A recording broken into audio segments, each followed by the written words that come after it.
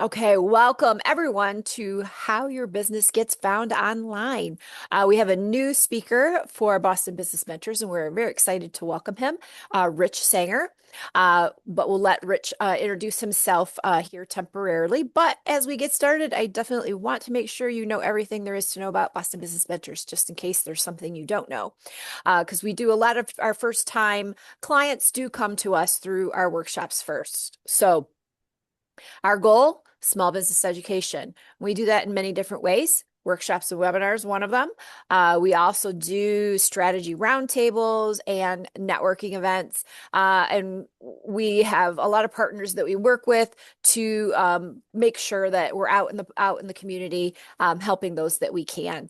Lots of great information on our website.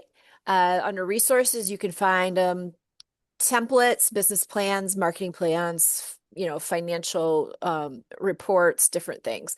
Also under that resource tab are blogs. I think they're great. Our blogs are written by some of our mentors, they're written by some of our partners, and they're very relevant and sometimes industry specific. Lots of really great topics if you want to take a look through there. No doubt the most important thing we do is going to be our mentoring. Our mentors are volunteers. They have a variety of skills and experiences to share with you. They can play multiple different roles. They can be a sounding board for you. They can be someone who helps you find resources to help you work through some challenges. They can be someone who helps you plan for your goals. They're there to meet you where you are, whether you're in that beginning, I have an idea, or you're all the way up through that pathway to getting ready to exit your business. We have volunteers that can help you. Sometimes they work as teams and make sure that you get everything that you need. So there's that QR code there to get a mentor. I'll put it up again at the end, but we'll get things going here. We are recording, and I will send a follow-up with the recording and any other materials that are relevant. So welcome, Rich, and thank you for joining us today. And I'll let you go ahead and take over. Sure thing. Well, hello, everybody. I'm very excited to be able to speak with everyone on the call. And, hopefully everything we talk about today will be very valuable for you guys. So today we're going to talk about something that sounds very simple, but it is actually where a lot of businesses lose opportunities without realizing it. So this is how your business gets found online, and more importantly, how people decide whether to call you or not. So this presentation, it's not going to be technical. This is really just about how people really actually search, how they compare, and ultimately how they choose. So I want to set a quick frame for what we're talking about today before proceeding. This presentation is focused on people who are already looking for what you offer, your type of service. So they might already need a plumber, a contractor, an accountant, whatever it might be, and they're going to search. So what we're talking about today is when they search, do they find you and do they choose you? So this isn't about creating demand or running ads to generate interest. This is about capturing demand that already exists and turning that into phone calls. So why does this matter? So you might do great work in what you do, and I'm sure you all do great work, but that is not usually what people see first when they're searching online. What they see first typically is your online presence, your Google listing, your reviews, your website. And what most business owners don't realize is this: people are making decisions before they ever pick up the phone to call you. So if something doesn't look right when they're looking online, something doesn't feel clear or build trust, you don't get the chance to get that phone call. So before jumping in, give you a little insight to who I am. So I am Rich Sanger, the founder of Streetlight Local.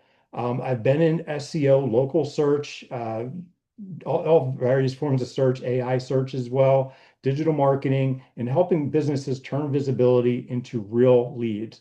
I'm currently a contributing writer for Search Engine Land, and I've published a lot of research on search and AI. And I'm the owner of Streetlight Local. We build websites and manage search presence for local businesses. and we help to turn local searches into real calls and book jobs. If you'd like to reach out to me after this presentation for any questions, you can reach me at rich@streetlightlocal.com, and you can check out our website at streetlightlocal.com. All right. So for this presentation, this is what I want to walk you through today. First, what people actually see when they search. Then, what each piece, your Google profile, your website, your reviews, and so on, actually does. Then we're going to talk about where that goes wrong a lot of the times. And then lastly, we're going to go over what to fix first and how to fix it. So by the end, you should have a really clear picture of how this all connects. So we're going to jump in the first with what people see. So keep in mind that unless you're a brand like Coca-Cola, Pepsi, Roto-Rooter, people aren't necessarily starting by looking for your brand. They often start by, looking to solve a problem that they have. So where do they do that? So search now is happening in many different places. So when people think about search, they usually think about Google, and that is still the biggest piece of how people search. But search now is actually happening in a lot more places. So people, like I said, people are still on Google search. People search for services and such on Google Maps. People are now using all variety of AI tools like the ChatGPT, Gemini, Claude, Copilot, Perplexity. Also, all the variety of social platforms, people are using them to search for services and products. TikTok operates as a search engine. YouTube is still the second largest search engine, and people are using Facebook and Instagram to find services. And then also directories, all the different directories out there, like Apple Maps, Angie, Yelp, and so on. People are using those. So just always keep in mind that your business isn't just being seen in one place. It's being seen across multiple places, and they all influence the decisions that your prospects are making. So as I hinted at in the previous slide, is that most search still happens on Google when people are looking for something. I think I saw last month that for the first time in many, many years that the percentage of searches dropped a little bit below 90% for Google. That's been the first time in a long time, but that is still where most searches are going to start. That's where people are going to go when they need something. That's where they compare options, and that is where most decisions begin. So if you're thinking about where to focus, Google is going to be the foundation. So we're going to take a quick look at the Google search results page. Now, when someone searches, they don't just see one thing on the search results page. Google is always tinkering with what is on the search results page, its features, its layout, the order of things. Some of the factors that impact what is shown on the page is your own personal search history, your location, what topic you're looking up, what service or product that you're looking up. All those things are going to play a part in what Google shows you on the search results page. So you can see here, one of the newest features that Google rolled out a couple of years ago is the AI overview. And that is an AI powered summary that most of the time shows at the top of the page, but it can show lower down on the page as well. So that typically summarizes different websites based on the query that you entered for that particular query, and also related queries for that as well. Next to that, we have the map pack. So the map pack will show when the query that you entered, a product, a service, triggers what's called local search. So for example, if you type in, pizza restaurant near me, that is going to trigger a local search result, and it's going to show you businesses that are close by to your physical proximity to you. So that's your map pack. So that's where you're going to see like your reviews. People could get directions to where you're at, and other quick actions like going to your website or making phone calls to you, or even booking you. And then over on the right is the usual. I think some of this has been around a long time. No, the typical 10 blue links that Google would show. So that's your typical website results there. Those are what we call your organic listings. That'll pull from different websites, directories, social media, and so on. And like I said, there you'll see some other listings as well, review sites, directories, and more.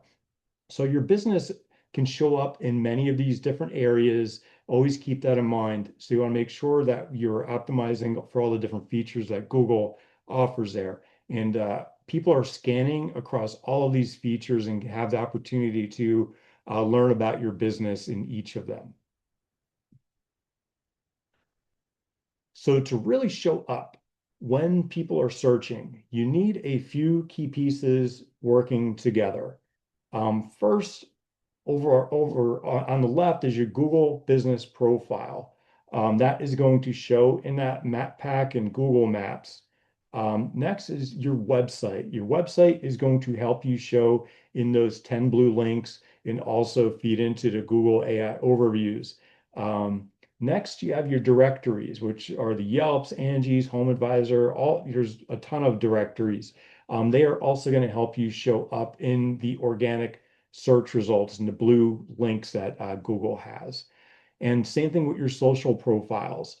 Your social profiles will show when if someone searches for your business, so let's say someone's looking for Rob's bookkeeping or something like that. You typically want to have your business website show at the top, and underneath of that, the search results be everything related to your business. So that's where directories can show, social media can show, your website pages and so on can show there. And just remember that customers are seeing all of this in the same experience. And the stronger and more consistent this is, the more your business has the opportunity to stand out. And what we're going to talk about next, what you see over here on the right, are your competitors. They're trying to show up in the same spaces that you are. So let's keep that in mind. You are not the only option. People are seeing multiple businesses. They are comparing quickly, again, depending on the kind of product or service you offer, and then they choose one. So they aren't necessarily doing deep research. Now, I want to qualify that when people are looking, that's going to depend on what people are looking for. So if we're looking at like a health related service, a financial related service, or like a big purchase, like a car or something like that, people are going to do more deep research. But if we're talking about general services, if someone's looking for a plumber, a roofer, something like that, they aren't necessarily going to do deep research for that type of service. They're going to make decisions fast based on what looks trustworthy to them.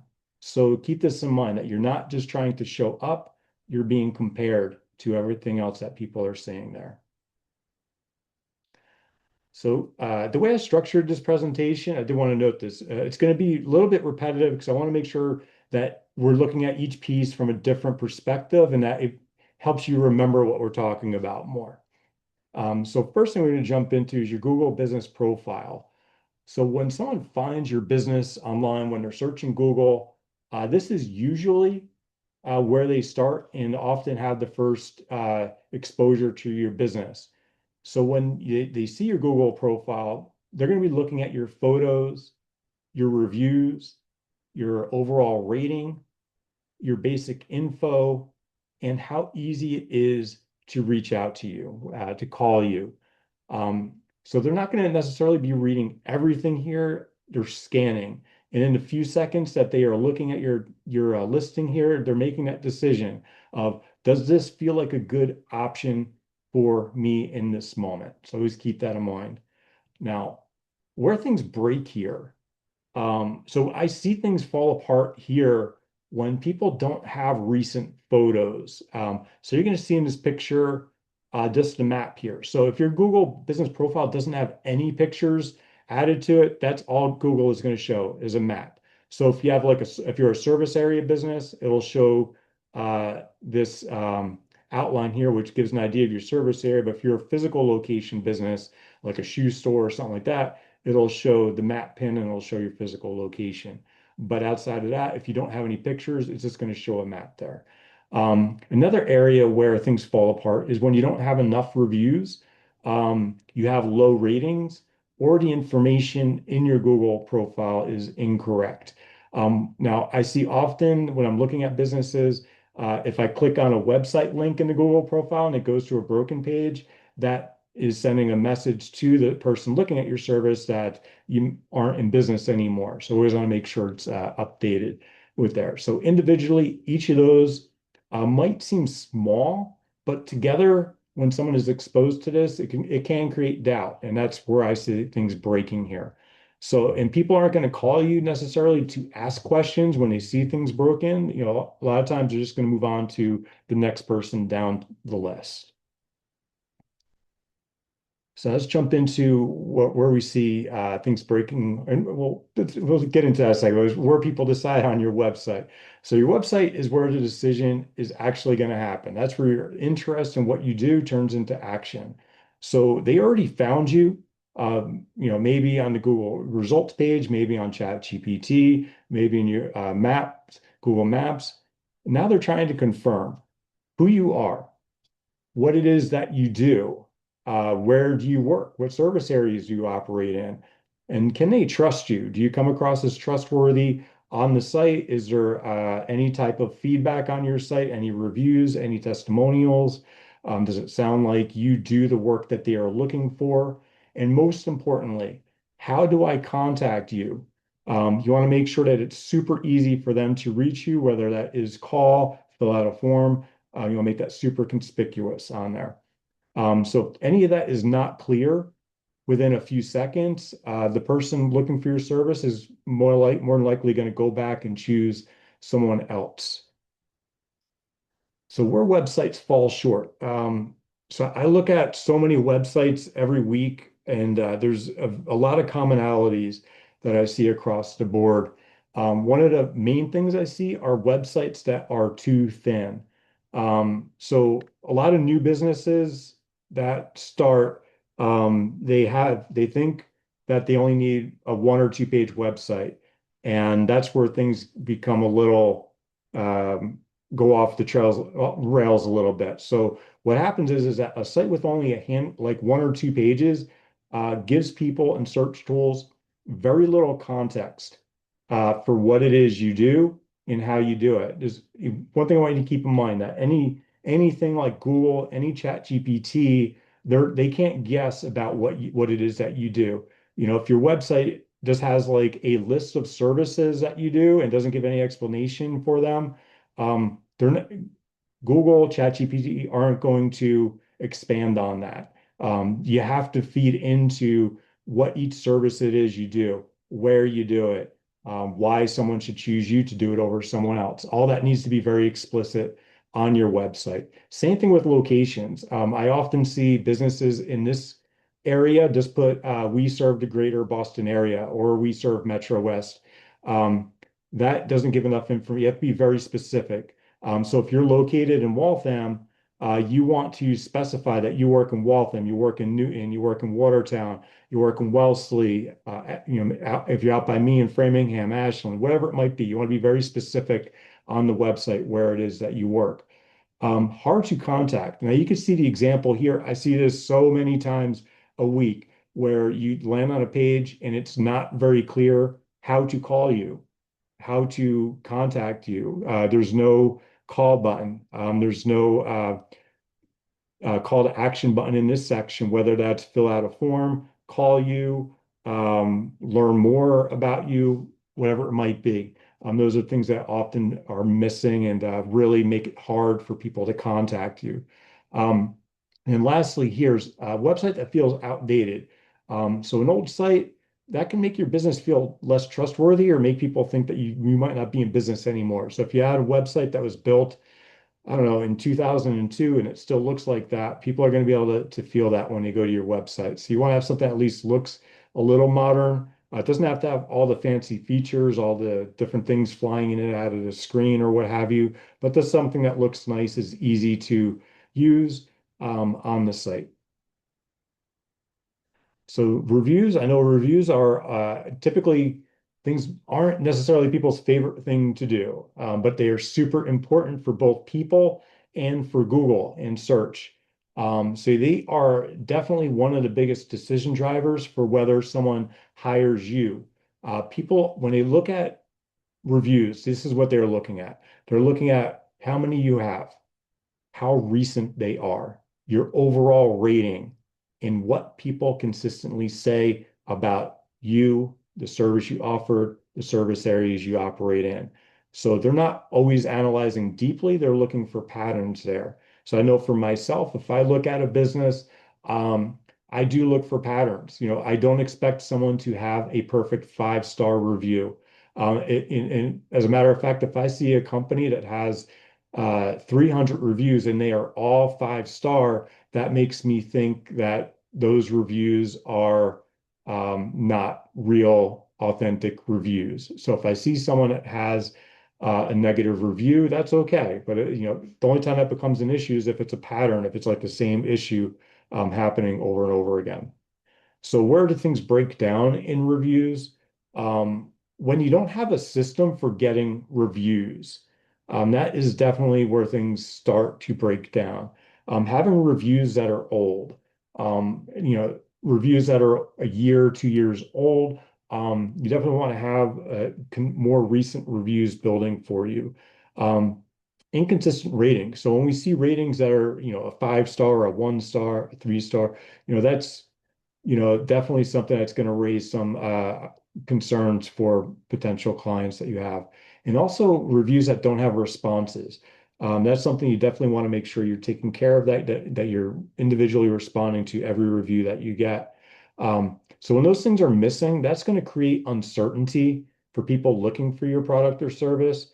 And anytime there's uncertainty, that's going to lead to lost calls for you.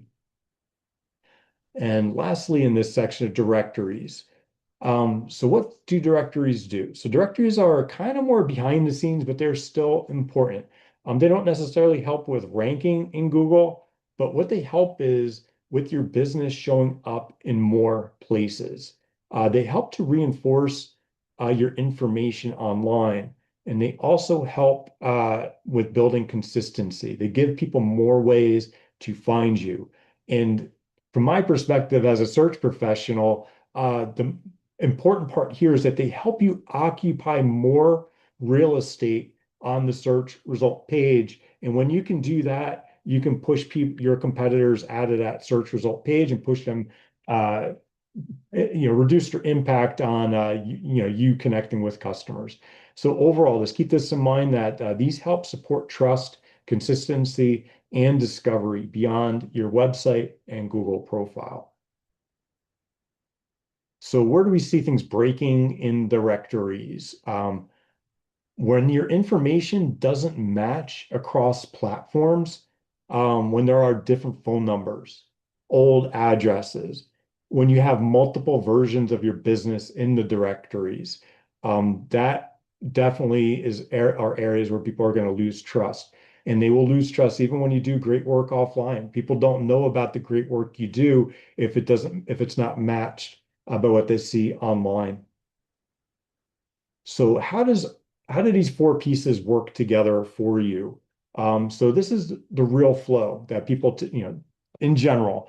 So someone's going to search, whether that is on Google, social media, ChatGPT, they're going to see options. They're going to compare you against the best options that they see.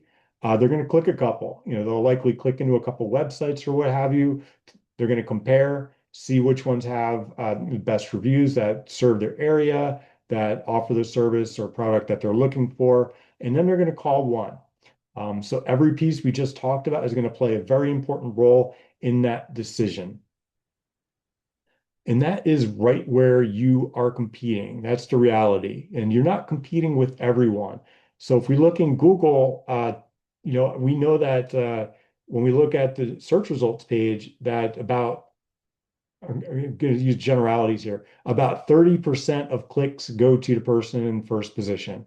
About 15 to 20% goes in position two, about 5 to 10% in position three, then it just drops off from there. So it's typically going to go to the top 3 to 4 results. They're going to get the primary clicks there. So those are the ones you have to look at yourself and compare yourself to.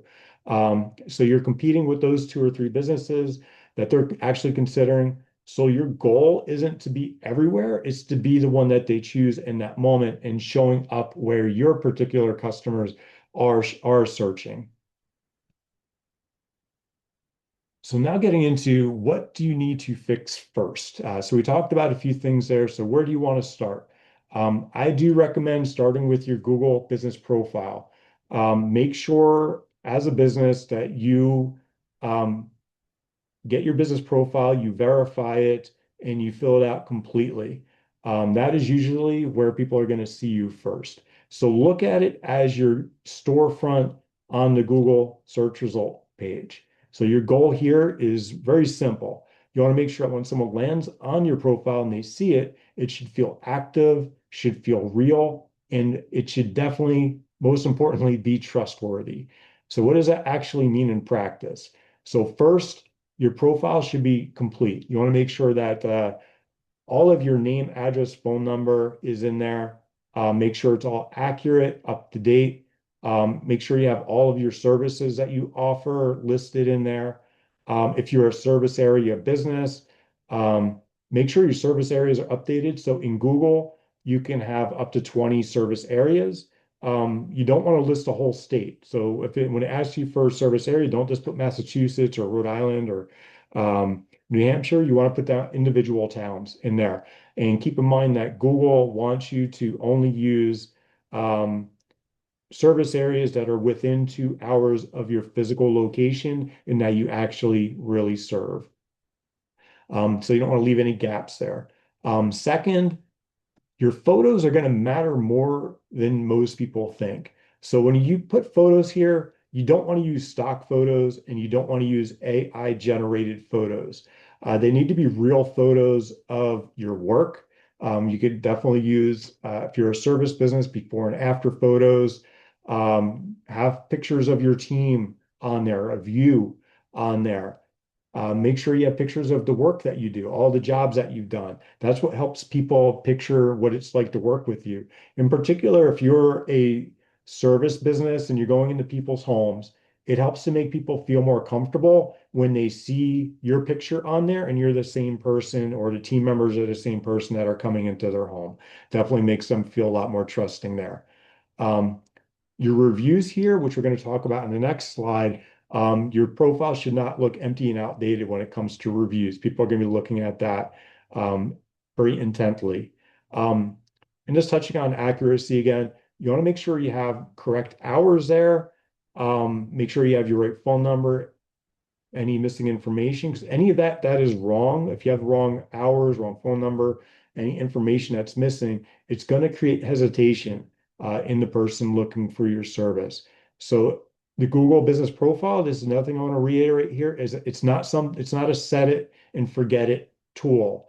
It's something that it should be very active. You should be looking at each week, updating it each week as well. Because anytime it looks inactive, people are going to assume that you are as a business.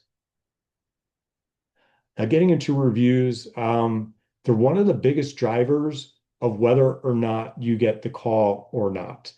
So the mistake most businesses make here is that they treat reviews as something that just happens. You go in, you do the work for someone, and just kind of hope that passively that someone feels good enough about your service that they go on their own volition to leave a review. And that very rarely happens. So what you need is a simple, repeatable system to get reviews. So what that looks like is after every job that you do, anytime that someone expresses to you, hey, I really enjoyed working with you. I like the work that you did. This is better than expected. In that moment is when you ask a review. You don't want to do it like when you send an invoice 3 days later and have it down at the bottom of the invoice, hey, please leave us a review in that moment, and then have a link on your cell phone, have a QR code that they could scan quickly to go to your Google listing and leave a review. And you want to make sure that it's not sometimes you do that, it's every time. So what you're aiming here for isn't just a high rating, it's consistency. So what are people looking for? Again, they're looking to see if you have enough reviews, see if they are recent.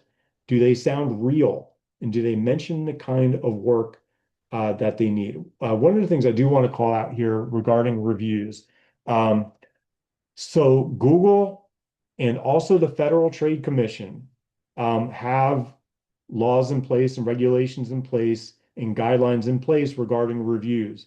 And what that is about are any type of falsified reviews, any type of reviews from family members, any type of reviews from employees, any type of paid reviews, reviews from influencers, um, any of that. If you have a family member leave a review, an employee leave a review, an influencer needs to leaves a review, that all needs to be disclosed in the review. Any false reviews can result in fines. And FTC this past year, actually, was it 25 or this year? Put out new rules there regarding fake reviews. If your business is publishing fake reviews, you are at risk of about almost $50,000 for each fake review that is on your site. And I'm calling this out because I do see myself, I get ads targeting me on Facebook, and I'm sure you guys will as well, where people are trying to sell fake reviews. Whatever you do, please do not do that. You're putting your business at risk. And Google will suspend your business profile if it thinks you're getting fake reviews on there. Um, and one thing that's often overlooked regarding reviews are responses.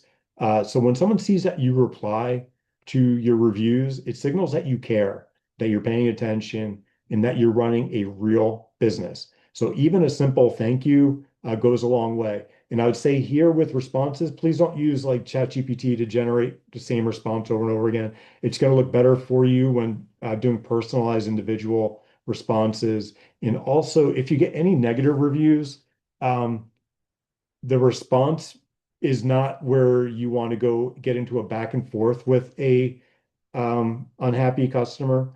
Um, if someone leaves you a negative review, excuse me, what you want to do is respond something to the effect of, sorry, that service didn't live up to your expectations or whatever it might be. I'll reach out to you and call you.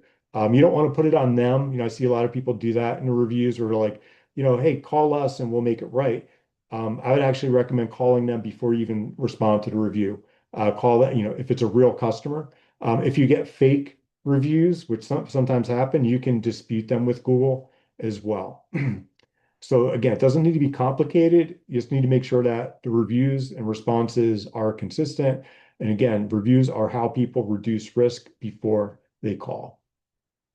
Now with your website. Now, if there are any web developers out there, you might disagree with me on this, might have different feelings, but I'm going to say this, your website's job is not to impress people. It is to make the decision easy to call you and work with you and hire you. So most people are not spending 10 minutes on your website. They're spending maybe a minute, maybe 30 seconds. And in that time that they are on your website, they need to understand three things immediately. They need to understand what it is that you do. Do you do what they need you for? Where do you do it? Do you serve their area? And how do I contact you? Like I noted earlier, I see so many sites that don't have a way to contact, and in this picture, I exaggerated it a bit. But the call now button or any type of contact, it needs to be very conspicuous on your website. You don't want to make people search for how to contact you. Just make it super easy for people. So if they have to figure any of that out, they're going to leave your site and they're going to go look for another business to do the work that you want to hire them for. And that's where clarity matters. So you want to make sure you have clear services. Don't make people guess what it is that you do. You want to have clear service areas. Again, don't make people guess that if you serve the area or not. And you want to have a clear path to contact. The call button, the form, whatever it is, it needs to be very obvious. And also, you need to include proof. You want to have photos of real work that you've done. Again, stay away from any generic stock photos here. You want to make sure that your business is represented on your website. Anything that reinforces anything that you've done before and after photos as well. And also, you want to make sure that your website works on the phone, because that's where most of this is happening. So if your site is hard to use on mobile, it's slow, confusing, you're going to lose people right there. So this is the less visible part, but it still matters. So listings are all the places your business shows up across the internet: Google, Apple Maps, Yelp, others. What matters here most is consistency. You want to have the same name, same address, same phone number. And if that information doesn't match across the platforms, it's going to create confusion, not just for search engines, because they do look at that, but for people too. And you don't want someone really wondering, is this the same business? Is this number correct? That hesitation is enough for them to just move on to the next business. Another thing here is that you want to make sure you clean up any duplicates if they exist.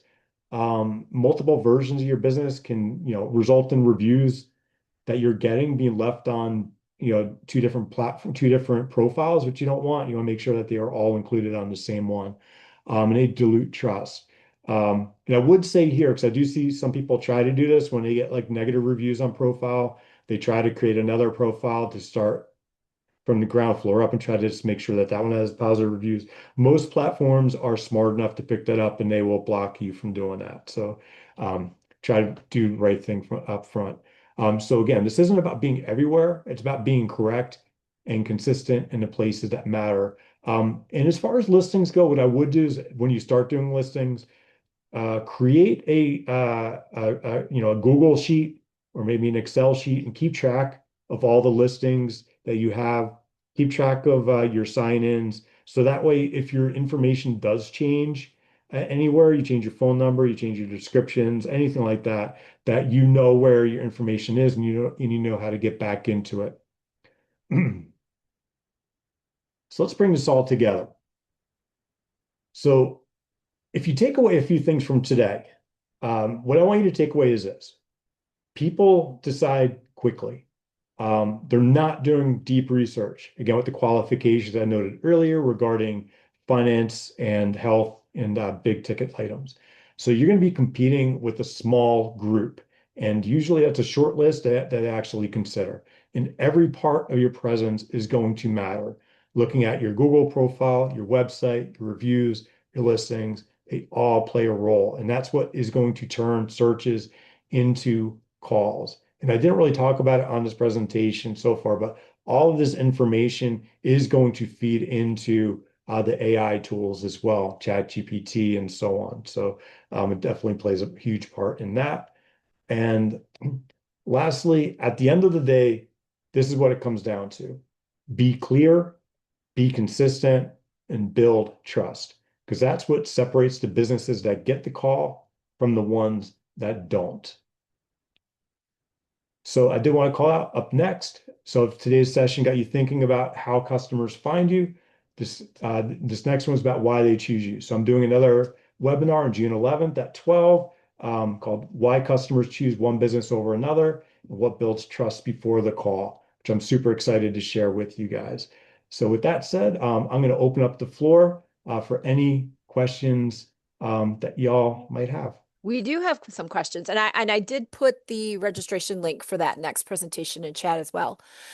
So we have a question about directories. Can you explain what type of sites directories are considered? You talked about directories a little bit, putting your business in directories. Yeah, so the directories, so a Google Business Profile is a directory. So typically there's all different types of directories, right? So you could have industry-based directories, like there's directories for HVAC companies, there's directories for remodelers, there's directories for financial type businesses. And that's what we're talking about here. So if someone is looking for a financial type service and they go to a particular directory for that, then you want to make sure that your business is represented there. And Google does show results from those directories in its search results. So that's why we want to make sure that we are present in the relevant one. You don't have there are thousands of directories. You don't need to be in all of them. You want to be in the best ones, in the ones that are relevant to your industry. And those are the ones that are going to show up in the search results. Okay. So if you have a home-based business, but you don't welcome clients to your actual home and you don't want people to know where you live, how do you handle your Google profile? Yeah, so Google, you don't have to show your home address in Google. You can just have your business listed as a service area business. So I do want to call out a couple things there. So Google, you do have to have, Google has to know what your physical location is, but the general public doesn't. So what's going to happen is Google wants to verify that you're actually at that address. So they might do that with a phone call, a postcard. There's different methods which they use, but you don't have to list it in your Google listing. But one qualification I do want to call out here is that Google does tend to prioritize businesses that do have a physical location in search results as opposed to businesses that are just service area businesses and don't list a physical location. Doesn't mean you can't be competitive. It's just Google does tend to prioritize them in the search results. When entering, you talked about listing the actual towns. So when entering the towns and cities you service on your site, where do they live? Do you want clients to go through each town or city on a page?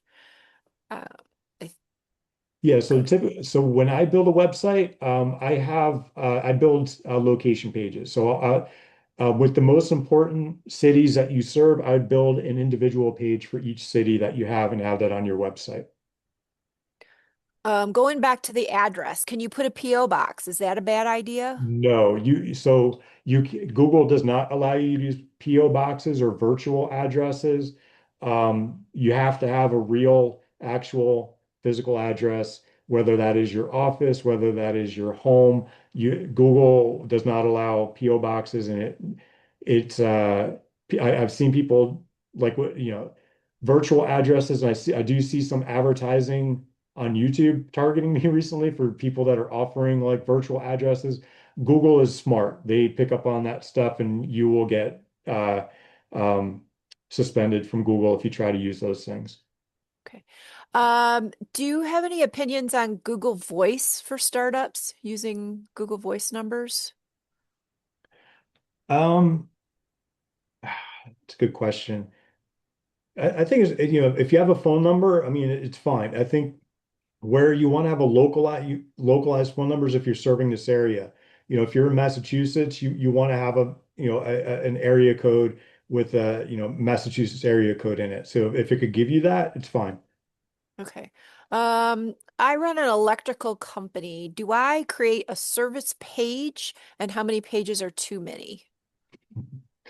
It's funny. I had a business owner I was talking to recently, and they have a 3-page website, and it's not driving any traffic for them. But I think there's a perception that what he communicated to me was the website I was proposing to him. He didn't think he was looking at it as like a book. Well, when people go to your website, 25, 30-page website, people aren't going to read all 25, 30 pages, but that's not what it's for. So think about it like if you're building a house, right? So if you build a house, you don't just build a house with one doorway coming into the house, one way to come in. Each page on your website should function as its own doorway to your website. Again, people aren't going to be reading every page on your website. You just want to build multiple pathways for people to get there. So, if you're an electrician, think about all the different ways that people can search for electrical services. If people are looking for commercial, people are looking for residential, people are looking for bathrooms, people are looking for kitchen, people are looking for basements, all the different things, you want to make sure all those things are addressed on your website. So that way, when people are looking for all those different things, that your website ties into that. I'm not sure if you can answer this one, but let's see. It, does Google verify your company by calling you? And if people are calling you, asking you to verify your company that they're Google, are those generally scams? Yes, yeah, yeah. There's a lot of scams going around about Google. I would definitely be very wary about any people that are calling you to verify your Google. Generally, you'll get an email from Google that they are trying to reach out to you. Typically, it's through email. Okay, I think I've hit all the questions. I'm just taking a really quick scroll here. Oh, do you provide direct assistance for website development? Yes. Okay. Yeah, we'll include Rich's contact information in the follow-up um, Yeah, email. even if anybody just wants to have a conversation, just to get any kind of guidance, I'm open to talking to anybody. Okay. All right. All right. I think we're at the end. I'm just going to real quickly throw up that thank you slide that's got our QR code for requesting a mentor if you want to meet with a Boston Business Mentor. I will be following up with the recording from today, the registration link for part two that Rich is going to be giving, and his contact for information if you'd like to reach out to him directly. So thank you everybody for joining us today. And we hope to see you again in the future. Have a Thank great you day. all.